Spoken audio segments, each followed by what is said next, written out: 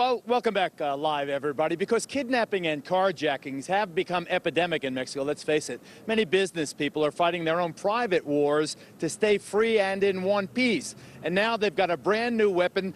Jason Forston is the executive VP for Texas Armoring Corp. They built this Suburban, and they built it to take a licking and keep on ticking. What's that armor like? This armor is very, very high level. It will stop an AK-47, an M16, even a hand grenade, so it's very, very high level. Our lives were saved in Mosul, Iraq by one of these vehicles, so I can vouch for them. You also have some bells and whistles, right? We do. Go ahead and light it up, Javier. Oh, gee. All right, now, I'm not touching this door. I don't want to make myself the dummy here, but tell me about the door. This is electric shocking door handles. If a carjacker or someone from a drug cartel tries to kidnap someone, the door is actually electrified, and you can actually see here, the shock is on. It's not lethal, but it will give you a very, very good jolt. So it's not lethal, but it'll give you a really good jolt. Okay. You'll let go. All right, tell me about the tax. We also have road tax. If someone's pursuing you, you flip a switch in your center console, drop the tax, and it'll pop their tires. I've heard of the tax before, but you also have this smoke screen feature. Can Javier demonstrate that for us? Go ahead, Javier. Turn on smoke. So, check this out. So if you're following this car, they start making the smoke, and then they lose you in the kind of fog. I'm disappearing in the fog on the Mexican border. How much? About $250,000 for this. $250,000. Yes. All right. So you're not going to buy it to go to the drive-in. Thanks, Jason. It's $250,000, but the people buying them can afford it. Also with me, documentary filmmaker Rusty Fleming, and the chief Richard Wiles joins me again. And is David Denlinger ready in Phoenix? David, are you there? The chief criminal investigator for the state of Arizona, the Arizona State Police? Okay. That's correct. David, thank you for being here. Chief, thank you. Excuse me for being so informal. Why do you think, Chief, that Phoenix, Arizona has this dubious, this awful distinction of being the kidnapping capital now because of this Mexican violence? Why'd they choose Phoenix? Tucson is a lot closer to the border. Why Phoenix? Why your town? Or your capital, I should say. Two things, and first off, the kidnappings are related to smuggling and not people that are going to the movies or anything, but the smuggling comes in two layers. Across the border, you're moving your product, whether it's drugs or humans, and then you get it to an intermediate distribution center, not a whole lot different from any industry. And Phoenix, historically, in the drug trade, has been that distribution center before products gets distributed across the U.S. And that's what we have here is these drop houses where smugglers are stealing each other's human cargo or holding human cargo for ransom. And they are perpetrating this violence, this horrible violence. We've seen your officers giving reports about torturing these victims. And how exactly do they arrange the ransoms, Chief? What they normally do, and we did one of these just this afternoon, we do 1 or 2 a week of these drop houses, and they'll have a fortified room where they may strap people down, put them on a cell phone, torture them while they call family to send money to somebody that'll pick it up. And once they verify the money's been sent, then they'll release people. In the case today, they were threatening this person with decapitation should the family not come up with the money. Has it come to that? We've had beheadings over there in Juarez. Have they had any of that really gory stuff in Phoenix? Actually, in the drop houses, we have had a number of homicides. I'm not aware of decapitations. My goodness, it's just awful. Chief Wiles, you had a kidnapping last night, didn't you? Yes, we had an incident where a businessman was kidnapped by an individual and held until they can access his safe at his business, and then ultimately he was tied up and left in a vacant house, and he managed to get away. This is a U.S. businessman? Yes, sir, and the individual responsible for that has been arrested. We don't know if anybody else is involved or if it has any connections to drugs, but we've got the individual in custody. And he was saved? Yes, he actually saved himself. Again, he was taped up, left in an abandoned house, and managed to escape. That's I'm sorry that, you know, I've seen a lot, but that's crazy, just crazy stuff. Rusty, but what's even more crazy is that they're telling me in Juarez that 8 little girls were kidnapped this week. What the hell is that about? You know, Geraldo, that is one of the most underreported tragedies in these communities. Over the last decade plus, there have been thousands of young women that have gone missing. And some of it has been tied to occults, some of it has been tied to the cartels, but it has always been absolutely a tragedy. This last one, there's so little information coming out on what happened to these young girls. But it clearly is just like everything else, it all gets blamed on the cartels. There's so much out of control violence over there that all of these little groups can do what they want to do, get away with it, and it gets blamed on the cartels. Chief, come on, why do you think, come on over, why do you think there hasn't been any murders in 36 hours over there?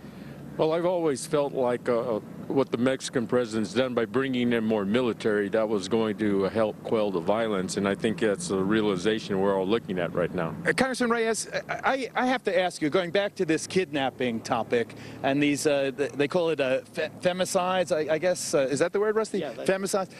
What is, you're the chairman of the House Intel Committee, what is that about? Are you talking about The little girls being kidnapped? the women? Yeah. Yeah.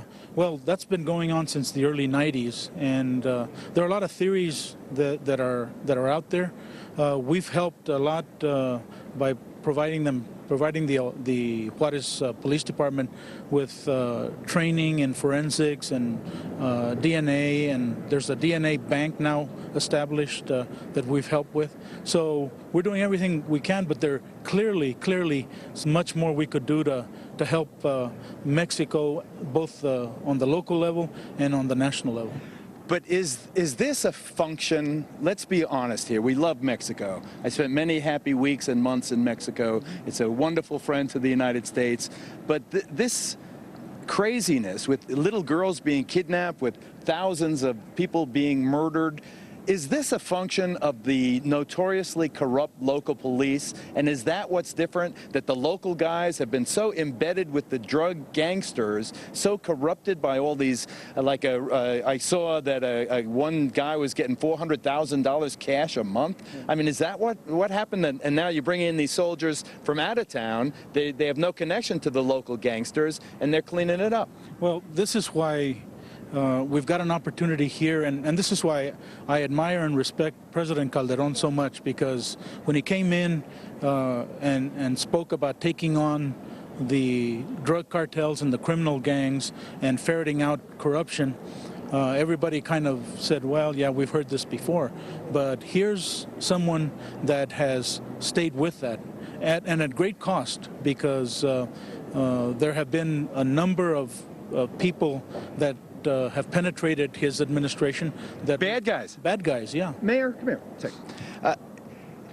The point the Mexican ambassador made, Mayor John Cook, the mayor of the great city of El Paso, was that we're the ones buying the dope. We're the ones giving them the money with which their society is being corrupted. Isn't there some fairness to that point? Oh, for sure. And we're also the ones laundering the money and sending it back by the truckload. We're the ones manufacturing the guns and sending them over there to do the killing.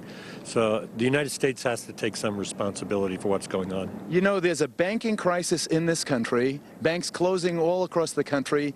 In El Paso, banks are opening. Is that a function of all this bad cash out there? Well, I would hope not. I mean, we also have $51 billion of trade back and forth between Mexico and the United States right here in El Paso alone. I'm hoping that that's what we're seeing. Plus, you have Fort Bliss expanding in size, tripling the size of the military installation. I hope it's that and not cocaine money. I hope so, too. But do you worry, Sheriff, that with these stories, who's going to want to visit Mexico? I went to the University of Arizona. University of Arizona said to the students, you can't go to Mexico for spring break. The guys, men and women in Fort Bliss, historically, have had a great time over in Mexico. They're not allowed in Mexico either. Is Mexico, you know, and plus you've got all the pressure against the immigrants, is Mexico going to be put into a crisis, into a corner where they will not be able to get themselves out of it?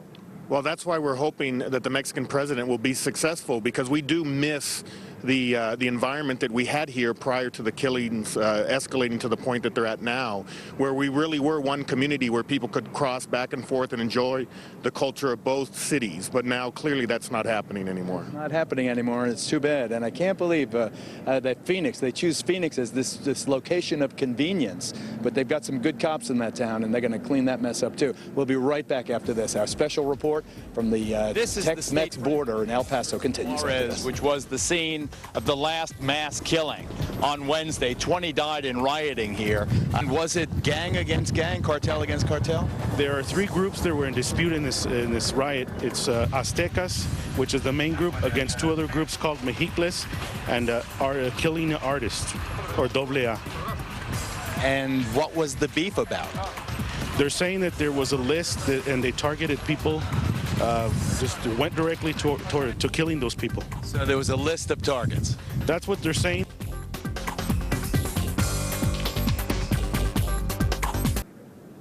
Some of the kidnappings are taking off fellow traffickers to take their loads away, but you also do have the victims that are the human cargo as well.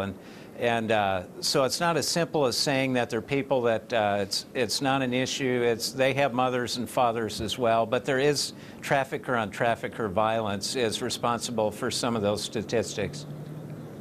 Got you, Chief. My next guest, Bob Strang, is a former DEA agent. We've worked with him for many years. He's currently CEO of Investigative Management Group. It's a security firm that deals with hostile threats and investigations into money laundering.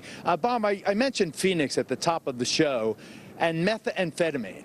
Why, with all of the, you could buy the precursors for meth in any big store in America, why are the Mexicans supplying it, and why to Georgia of all places? Well, you need the labs, and in Mexico, it's a lot easier to run a lab than it is any place in the United States. DEA and our police departments have been very effective in making certain that that doesn't happen here as much as it did 10 years ago.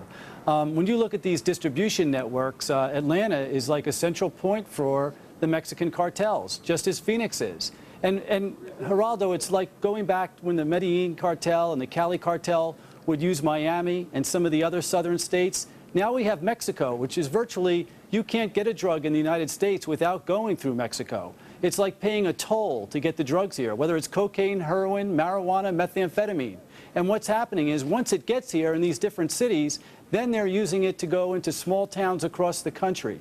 So this is a huge distribution network. Geraldo, 2 weeks ago, you remember the DEA working with President Calderon's team in Mexico was able to arrest 750 people, both in Mexico and the United States. This is unprecedented. This is the first time this has ever happened. The cooperation that we're getting from Mexico is unbelievable. Congressman Reyes, isn't it all about cooperation between the United States and Mexico? Isn't that the way to beat the bad guys? Absolutely. It's in our best interest and certainly in their best interest. And do you think that there is a silver lining that this crisis, out of this crisis, will come some opportunity? Well, I believe so. I believe in President Calderon, and I know the capabilities that we have that we could bring to assist Mexico. So I'm hoping we'll get that opportunity and put these guys away for good. And will El Paso get back to the good times? I'm ready. I'm ready for it. I understand you're the singing mayor. That's what they call me, yeah. You want to sing I Fought the Law and the Law Won? Well, I'm not going to sing I Shot the Sheriff, not tonight. All right, I want to thank everyone. Thank you for watching this special report from the border. Obviously, we will monitor this very crucial situation that now is involving even the chairman of the Joint Chiefs of Staff and the President of the United States from the border. That's it for us until next time. Thank you very much for watching. Good night, everybody.